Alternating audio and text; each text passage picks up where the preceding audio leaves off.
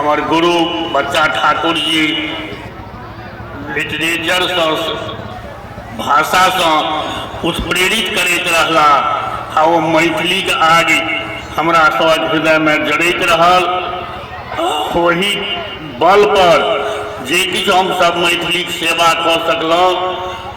रहिका में जखन चाकरी करऽ गेलहुँ तऽ उदय चंद्र झा विनोद जी सन भेट गेला संगी आ ओ से हमरा बहुत प्रेरणा दिलन। चुनचुन मिश्र,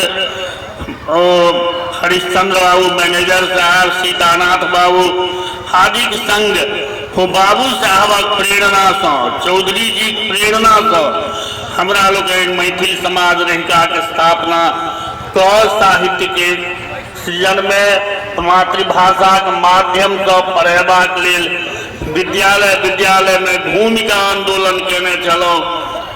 आई हम अपन जीवन के धन्य मानै छी जो दधीचि पुण्य अवसर पर हमरा